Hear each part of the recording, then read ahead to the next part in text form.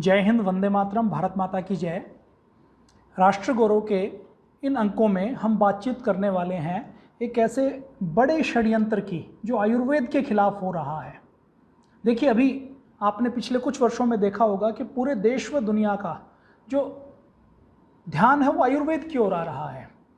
अभी लोगों ने पहचान लिया है कि एलोपैथी दवाओं के क्या क्या नुकसान होते हैं, किस प्रकार से वो नुकसान करती हैं। तो पूरी दुनिया में आयुर्वेद के ऊपर रिसर्च हो रही है और पूरी दुनिया में भी वो हिस्सा दुनिया का जो सबसे प्रोग्रेसिव माना जाता है, मैं यदि यूरोप की बात करूं, अमेरिका की बात करूं, यूके यूएसए की बात करूं, तो वहाँ पर गोल्डन मिल्क पिया जा रहा है।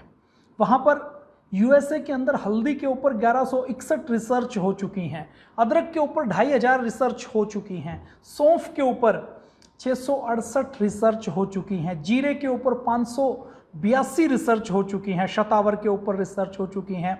यूएसए के अंदर माताओं को हल्दी वाला दूध दिया जाता है, अश्वगंधा दी जाती है ताकि बच्चे की हेल्थ ठीक रहे। लॉस एंजल्स के रेस्टोरेंट के अंदर टर्मरिक की कॉफ़ी मिल रही है। अकेले कैंसर जो गंभीर बीमारी है उसका आयुर्वेद से कैसे उपचार हो सकता है, इसके लिए 8484 कैंसर के आयुर्वेद के ट्रीटमेंट के ऊपर रिसर्च पेपर पब्लिश हो चुके हैं। तो आप अंदाजा लगा लीजिए कि पूरी दुनिया किस प्रकार से आयुर्वेद के ऊपर आशा भरी निगाहों से देख रही है।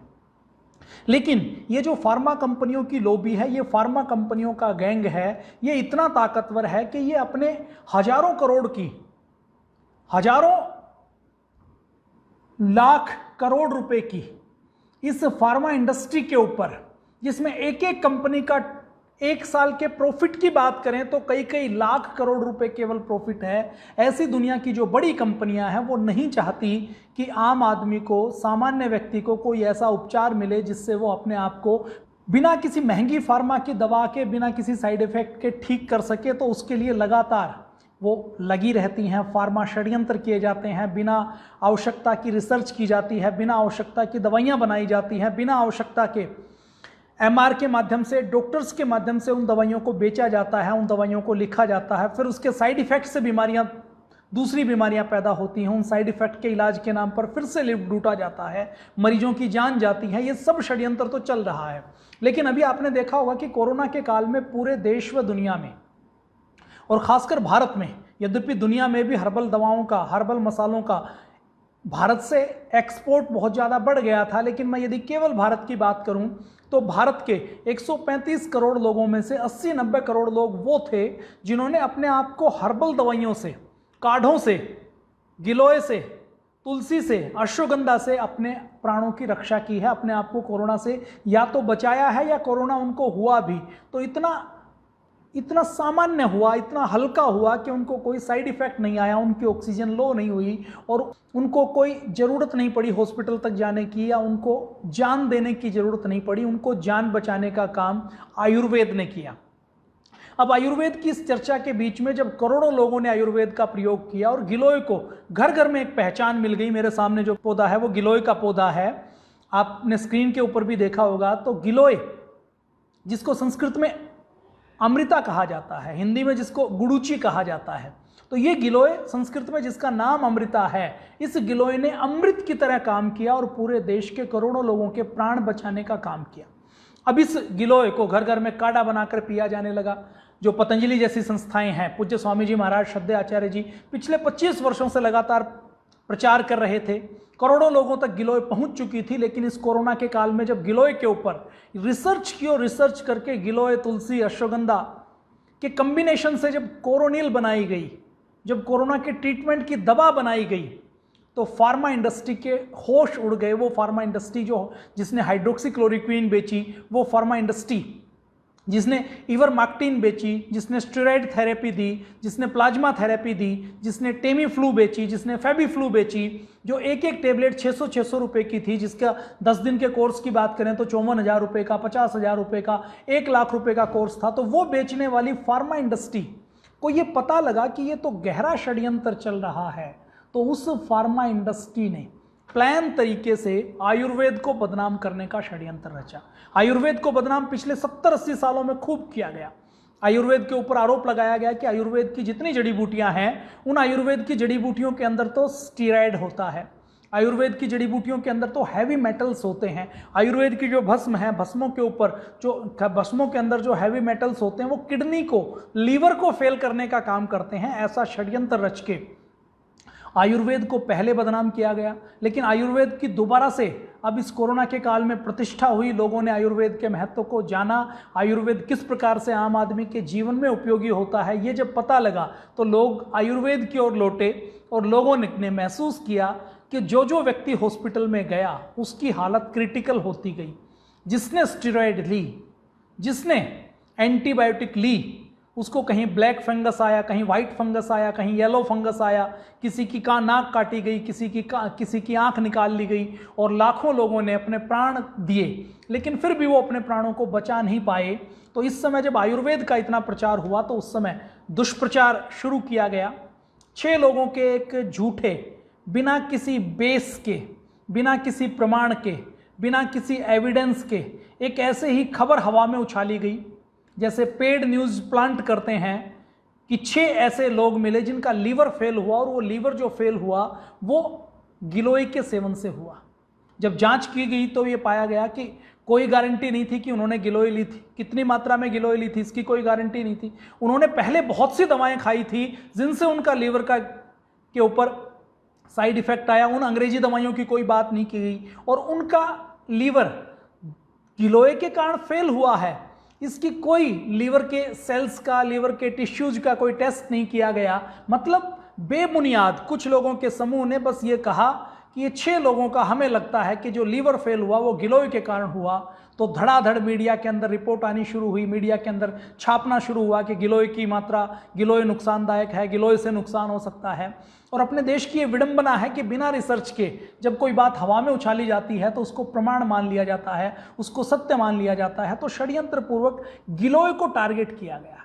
गिलोय अकेली एक ऐसी औषधि है जिसमें यदि हम गूगल पेटेंट में सर्च करते हैं तो 2100 से ज़्यादा पेटेंट ऐसे आते हैं जिसमें किसी न किसी रूप में गिलोय, जिसको टिनोस्फोरा कार्डिफोलिया कहा जाता है, वो कहीं ना कहीं एसोसिएटेड है। यदि हम रिसर्च की बात करें तो 2500 से ज़्यादा रिसर्च अकेले गिलोय के ऊपर किसी न किसी रूप में है।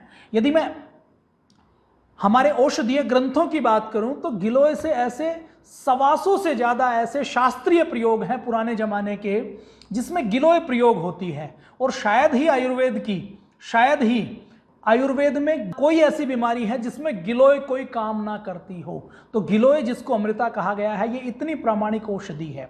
मैं अगर रिसर्च पेपर की बात करूं, रिसर्च इंस्टीट्यूट की बात करूं, मैं यदि गिलोय की बात करूं तो गिलोय के ऊपर आरोप लगाया गया कि गिलोय से लीवर खराब होता है।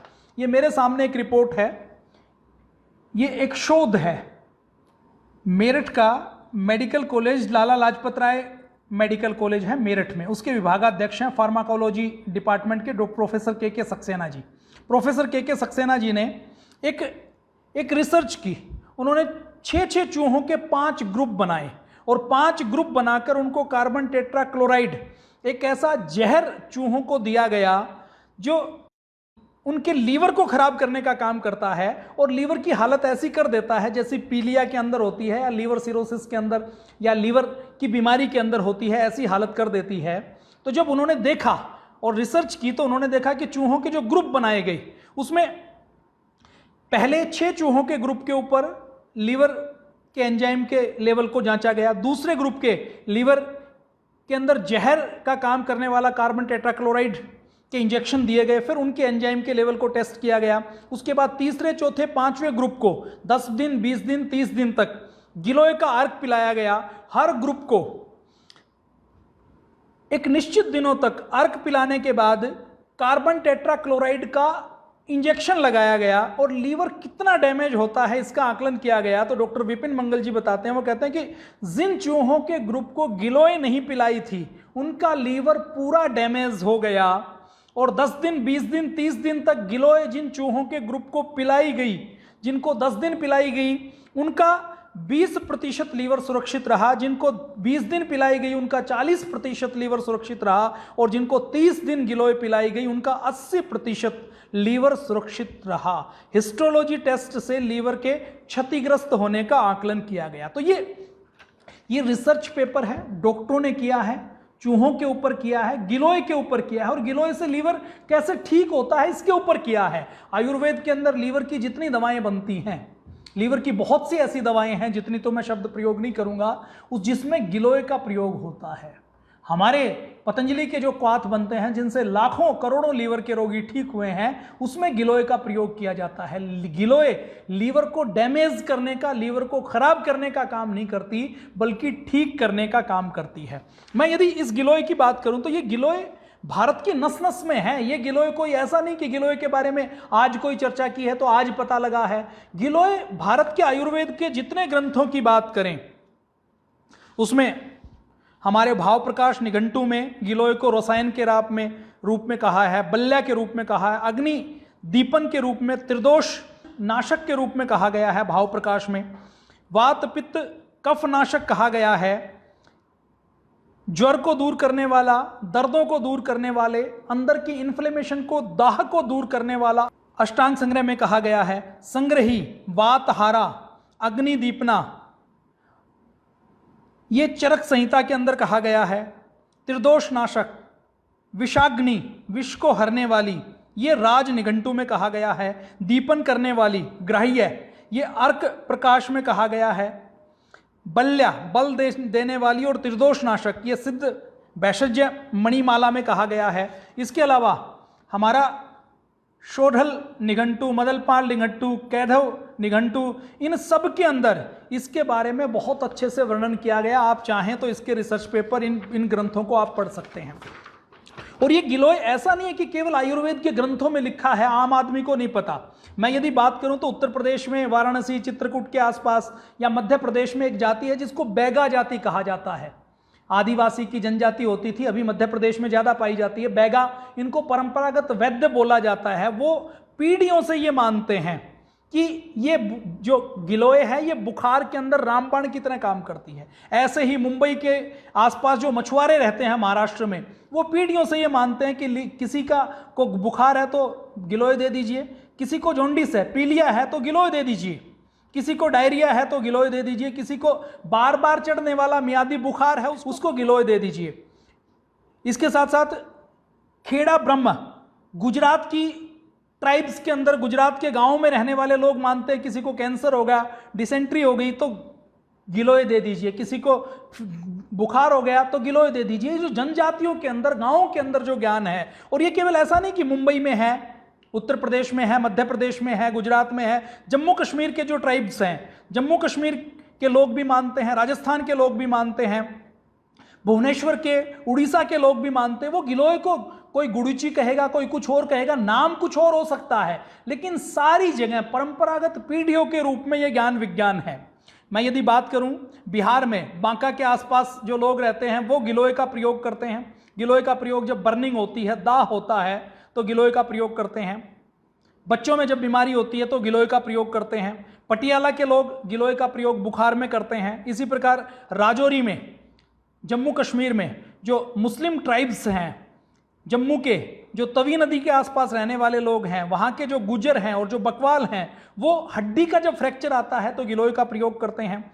ऐसे ही धानु फॉरेस्ट डिवीजन महाराष्ट्र में ट्राइबल जो लोग रहते हैं वो, इसके साथ साथ जो राजस्थान की, मध्य प्रदेश की जो भील जनजातियां हैं, दाड़ियाज हैं, डुबलाज हैं, काकरीस हैं, रामोशीश हैं, ठाकुर हैं, ये सब जनजातियां कमजोरी के लिए, शरीर में ताकत देने के लिए गिलोय का प्रयोग हजारों सालों से कर रही हैं। इनको कभी कोई साइड इफेक्ट नहीं हुआ।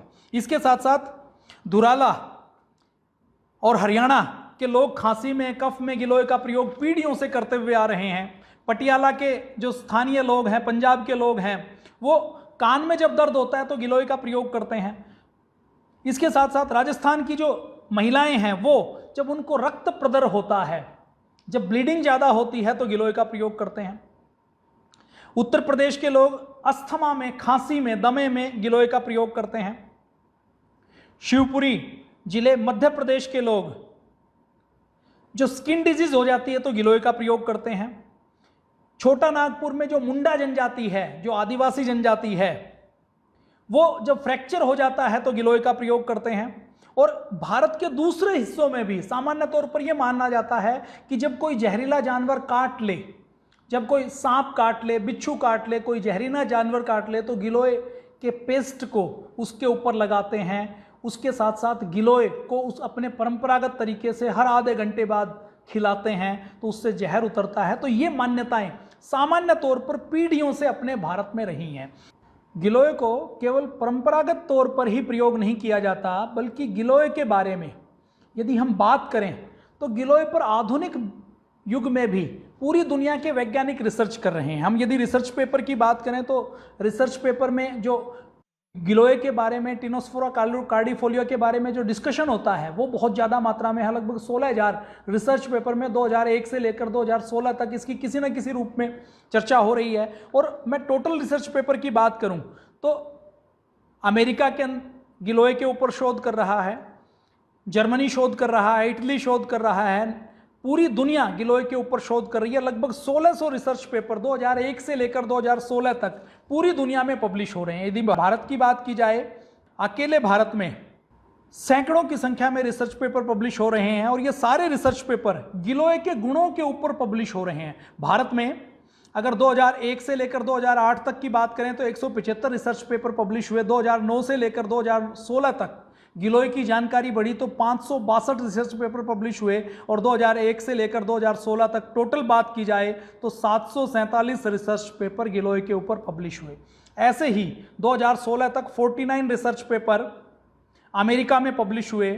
इसके साथ साथ जर्मनी के अंदर 7 रिसर्च पेपर पब्लिश हुए, यूके के अंदर 9 रिसर्च पेपर पब्लिश हुए, मलेशिया के अंदर 10 रिसर्च पेपर पब्लिश हुए, नाइजीरिया, सऊदी अरब वो भी गिलोय के ऊपर काम कर रहा है, गिलोय के ऊपर रिसर्च पेपर पब्लिश हो रहा है। इसके साथ साथ दुनिया के दूसरे जो हिस्से हैं उनमें भी गिलोय के ऊपर लगातार रिसर्च चल रही है, रिसर्च पेपर पब्लिश हो रहे हैं।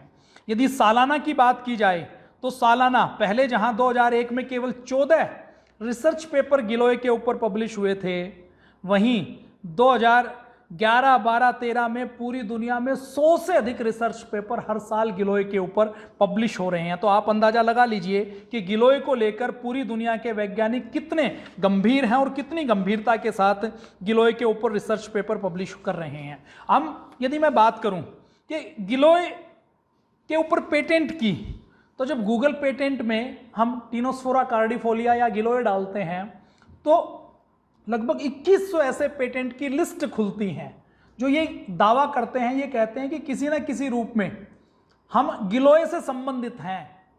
आप यदि केवल दवाओं की बात करें, जो हार्डकोर दवाइयों के लिए पेटेंट लिए गए हैं, जो 1990 के बाद के हैं, उन पेटेंट की मैं बात करूं तो ये गिलोय के ऊपर ये लगभग 17 तो ऐसे पेटेंट हैं जिनके ऊपर पूरी दुनिया में दवाइयां बन रही हैं। और ये जो पेटेंट हैं, इन पेटेंट में हेपेटाइटिस बी को क्योर करने के लिए गिलोय कैसे प्रयोग होती है, इसके लिए यूएस के अंदर लोग पेटेंट ले रहे हैं। और अपने भारत के डॉक्टर इतने आयुर्वेद से विरोध करने वाले हैं, आयुर्वेद से घृणा करने वाले हैं कि वो गिलोय के ऊपर आरोप लगा रहे हैं कि गिलोय से लीवर खराब होता है, ताकि उनकी दुकानदारी के ऊपर कोई सवाल ना उठाए।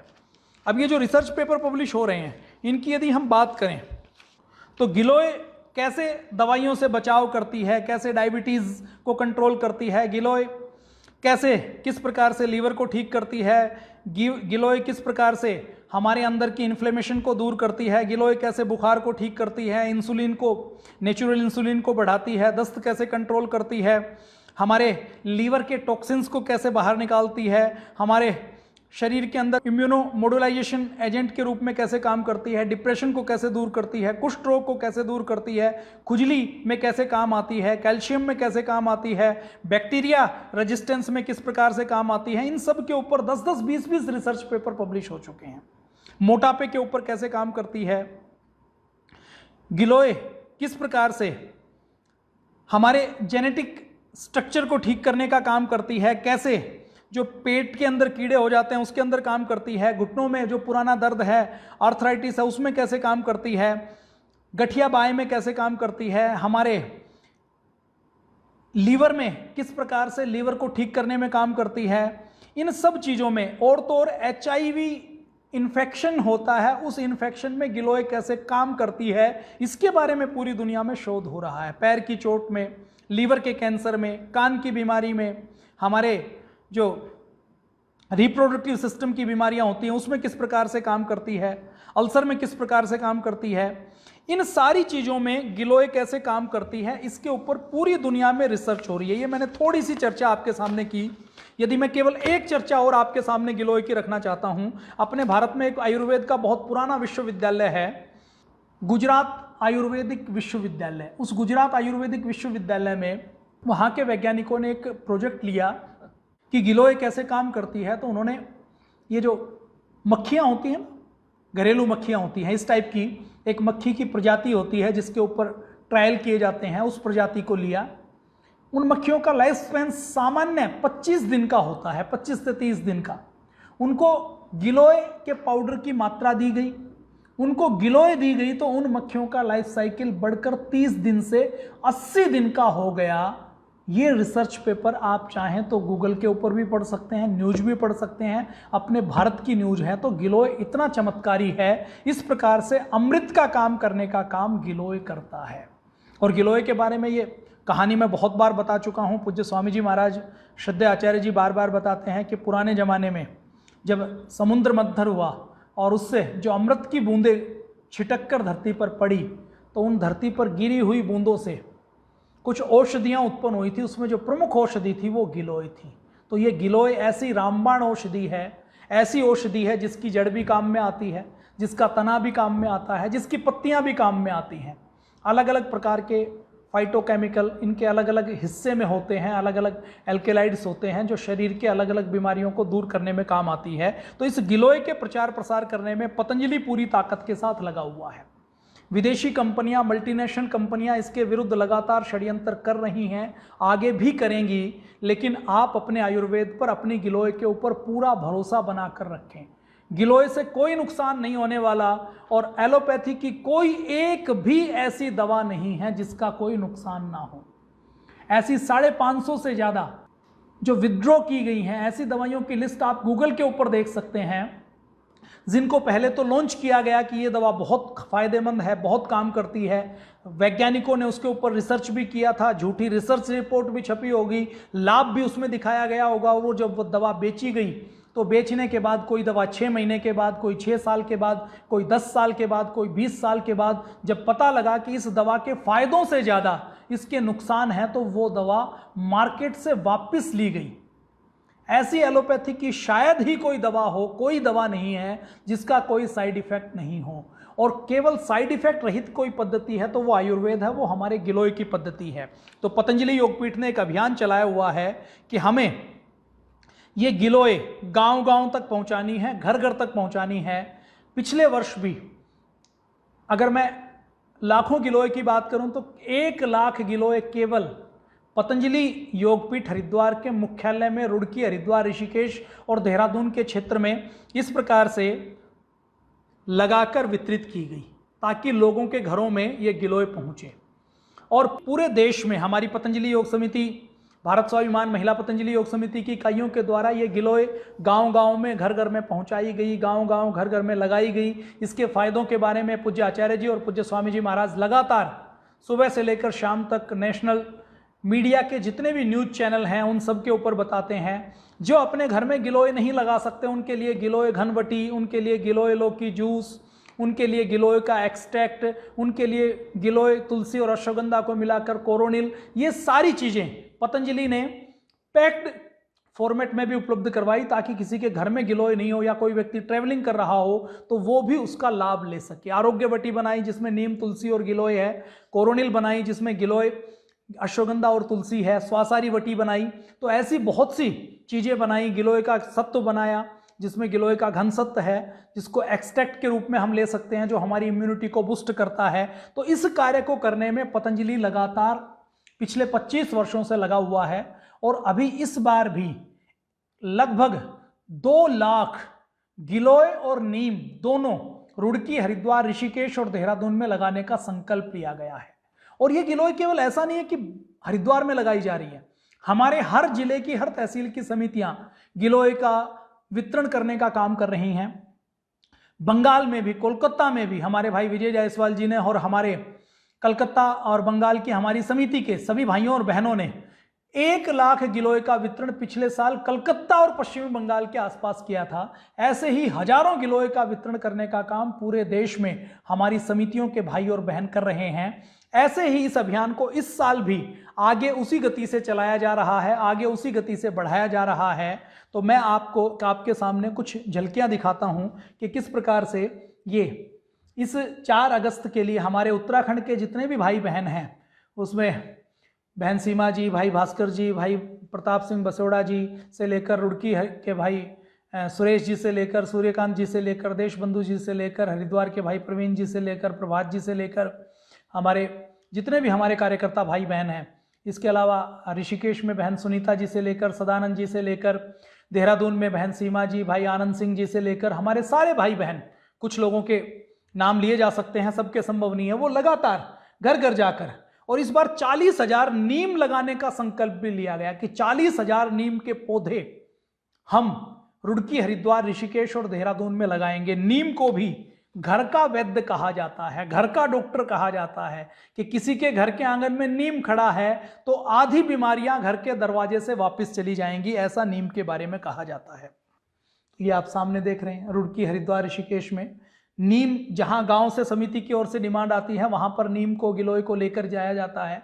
वहां पर नीम और गिलोय को अपनी कस्टडी में किसी व्यक्ति के पशु बांधने के स्थान पर, उनके घर के बाहर या उनकी बाउंड्रीज के अंदर या किसी विद्यालय में, किसी पंचायती स्थान के ऊपर नीम को लगाया जाता है।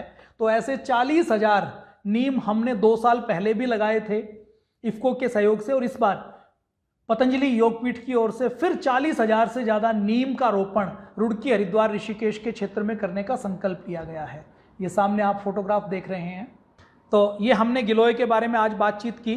तो गिलोय एलोपैथी का षड्यंत्र है गिलोय को बदनाम करने के लिए। गिलोय लाखों सालों से हानि रहित थी, आज भी हानि रहित है और आगे भी हानि रहित रहेगी। गिलोय से लीवर खराब नहीं होता, बल्कि एलोपैथी दवाइयों के साइड इफेक्ट से लीवर यदि खराब हुआ है तो गिलोय से वो लीवर ठीक होता है। तो आज के लिए इतना ही।